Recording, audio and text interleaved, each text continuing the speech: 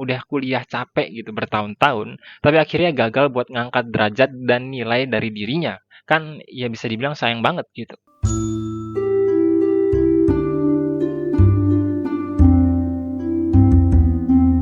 Bayangin diri kalian ngasah sebuah senjata untuk waktu yang bisa dibilang ya cukup lama gitu. Kurang lebih sekitar 4 tahun, kalian harus menempa dan membentuk senjata itu dengan sedemikian rupa. Dan dalam proses itu, kalian ngabisin banyak uang, banyak pikiran, tenaga, dan energi, bahkan sampai harus jauh dari orang tua dan lain-lain. Hingga saat senjata kalian itu dirasa sudah sangat baik atau sudah cukup tajam, kemudian kalian melakukan tes terakhir yang bisa dibilang cukup rumit gitu, di mana kalian harus menggunakan senjata tersebut sedemikian rupa untuk membuktikan keahlian yang kalian miliki. Namun, setelah kalian lulus nih dari tahap tersebut, dan kalian keluar dari pelatihan itu dengan kebanggaan yang kalian miliki, justru kalian baru sadar kalau senjata yang kalian miliki atau senjata yang kalian asah selama ini yang nggak berguna-berguna amat gitu. Yang mungkin masih berguna atau masih bisa berfungsi bagi diri kalian. Palingan ya cuma sertifikat yang mengatakan bahwa kalian punya keahlian tentang senjata gitu. Dan dengan sertifikat itu pun seringkali kalian justru diberikan senjata lain ketika berperang gitu. Jadi misalnya kalian bertahun-tahun latihan memegang pedang gitu, bermain pedang. Waktu perang sungguhan kalian justru disuruh megang busur dan anak panah gitu kan nggak sinkron. Analogi itu sejalan dengan dunia perkuliahan saat ini. Ketika pada faktanya seorang anak muda harus menempuh jalur pendidikan selama bertahun-tahun dengan mengeluarkan banyak biaya dan jauh dari orang-orang tercintanya. Dari semester ke semester, mereka dilatih pengetahuan yang sesuai dengan program pendidikan yang mereka tempuh atau jurusan yang mereka ambil, katakanlah kayak gitu. Kemudian dengan segenap perjuangan selama beberapa tahun itu, mereka harus menghadapi apa yang disebut dengan tugas akhir. Dan setelah bertempur mati-matian dengan revisi, dosen yang susah ditemuin, obat sakit kepala, dan lain-lain, akhirnya mereka bisa lulus. Namun, setelah mereka lulus dengan program pendidikan yang mereka ambil, justru kebanyakan dari mereka bekerja di luar ruang lingkup jurusan yang mereka ambil atau yang mereka tempuh. Ada yang lulusan perbankan syariah justru jadi apoteker gitu. Ada yang lulusan administrasi jadi pegawai lapangan IndiHome. Ada yang lulusan program komputer jadi pegawai SPBU. Dan masih banyak lagi lah pokoknya. Kalian mungkin punya teman atau saudara yang kayak gitu, atau bahkan diri kalian sendiri yang punya pengalaman kayak gitu. Sebenarnya dalam kacamata ekonomi dan moralitas, ya nggak ada yang salah sih sama semua itu gitu. Selama kita dapat duit dan pekerjaan itu halal gitu, ya udah jalanin aja dulu. Yang penting ada pemasukan dan kita bisa kerja. Tapi dalam perspektif yang berbeda, semua itu bisa jadi sebuah tanda kalau ada yang nggak beres sama tata kelola masyarakat kita. Penyebab dari fenomena tersebut bisa dibilang ya cukup kompleks. Jadi kita nggak bisa asal tunjuk sebuah permasalahan dan ngomong nih kalau sebenarnya itulah sumber masalahnya. Semua nggak sesimpel itu. Pertama, yang mungkin bisa jadi bahan refleksi kita bersama adalah sebuah fakta kalau kebanyakan anak muda kita nggak tahu tujuan hidupnya itu kayak gimana gitu, nggak tahu passionnya itu apa. Jadi, mereka jalanin hidupnya cuman ngikutin arus dan ngalir gitu aja, sesuai dengan emosi yang mereka rasain waktu itu. Fenomena tersebut yang pada akhirnya bikin kebanyakan anak muda atau mahasiswa maupun mahasiswi ngerasa salah jurusan ketika menginjak bangku perkuliahan. Dan fenomena kayak gitu juga yang bikin anak-anak muda tersebut ngelakuin perjalanan pendidikannya sekedar formalisme aja gitu.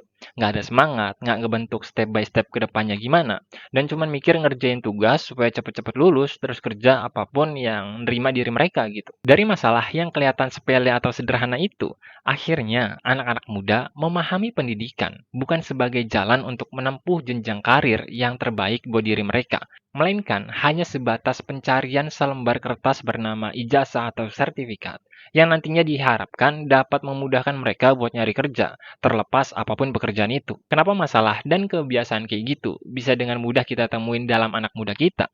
Jawabannya ya karena kebanyakan anak muda kita cuman pengen duit, terlepas dengan cara apapun mereka mendapatkan hal itu. Itulah kenapa salah satu bahan pertimbangan seorang anak muda untuk mengambil program pendidikan di bangku perkuliahan biasanya dilihat dari prospek pekerjaan yang dianggap menjanjikan. Kemudian, kalau ditanya, apakah fenomena kayak gitu bisa dinilai salah? Jawabannya ya tergantung dari mana kita ngambil sudut pandang buat nilai kebiasaan itu.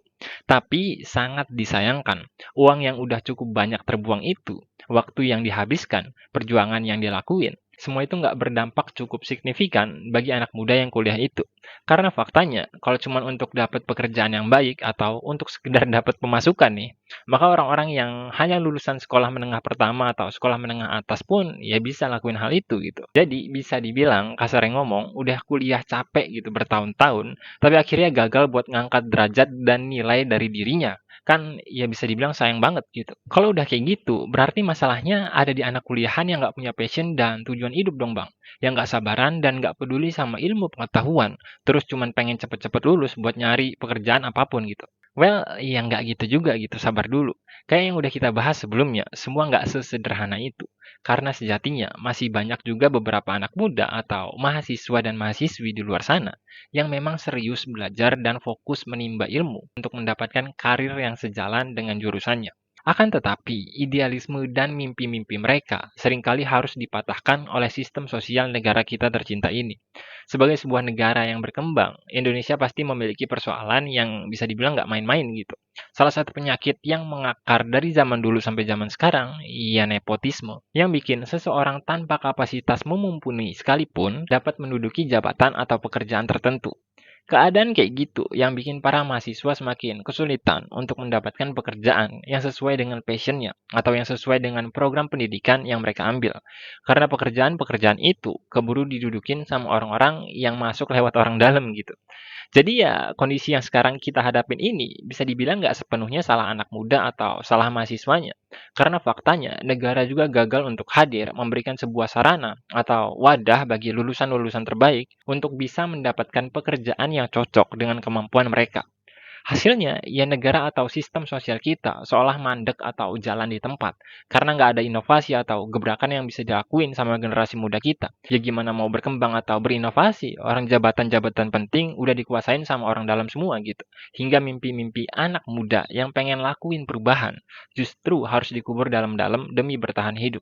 Jadi, ya jangan heran ya kalau banyak sektor penting dalam kehidupan sosial dan negara kita justru didudukin sama orang-orang yang nggak punya kapasitas di bidang tersebut. Karena orang-orang yang memang mau belajar atau orang-orang yang memang mau ngerubah keadaan nih, justru terpinggirkan. Hasilnya, mahasiswa atau anak-anak muda itu yang mau nggak mau harus kerja apapun yang mereka bisa. Karena ada perut yang harus diisi. Ada wibawa juga yang mungkin harus dijaga gitu. Kalau misalnya seorang sarjana kelihatan nganggur dan dilihat oleh masyarakatnya. Jadi ya pikir mereka ya udahlah kerja aja gitu, meskipun nggak sesuai sama jurusan yang mereka tempuh. Masalahnya udah kayak benang kusut yang susah banget buat diselesain, karena di setiap sisi punya masalahnya masing-masing. Di satu sisi, anak muda mulai kehilangan idealismenya dan termakan gaya hidup modern yang cuma mikirin uang, uang, dan uang. Di sisi lain, negara gagal buat hadir untuk menyediakan sistem yang baik dalam kehidupan masyarakat atau anak muda kita. Saran gue buat anak muda yang masih menggenggam mimpinya, jangan pernah nyerah buat ngejar hal itu sih. Hanya karena negara nggak hadir atau hanya karena negara nggak membantu kalian gitu. Masih banyak jalan lain yang bisa kita tempuh. Selagi kita masih muda dan belum punya tanggung jawab yang bisa dibilang lebih besar gitu.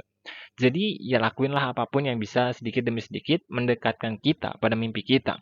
Karena kalau semua itu didiemin gitu aja, yang ada ya kondisi sosial kita makin rusak atau makin berantakan gitu. Manfaatin semua kemajuan teknologi yang ada buat lakuin banyak aktivitas positif dan produktif dan jadiin semua keterbatasan di hadapan kita itu sebagai sarana untuk meningkatkan diri kita supaya bisa lebih baik lagi ke depannya. Terus, kalau memang kita udah nggak bisa lakuin hal itu lagi gitu, atau kalau memang kita harus terpaksa kerja di luar passion atau jurusan yang kita suka, entah karena kebutuhan atau tanggung jawab yang kita punya ya nggak ada yang salah sama hal itu. Kalian nggak harus nyesel atau memandang bahwa kehidupan kalian itu gagal gitu. Karena faktanya, kehidupan dapat menjadi lebih baik, bahkan di luar rencana kita yang bisa dibilang gagal. Selama kita masih berusaha melakukan yang terbaik dalam aktivitas yang kita jalanin. Sekian kausaisme, semoga video ini bermanfaat. Sampai jumpa.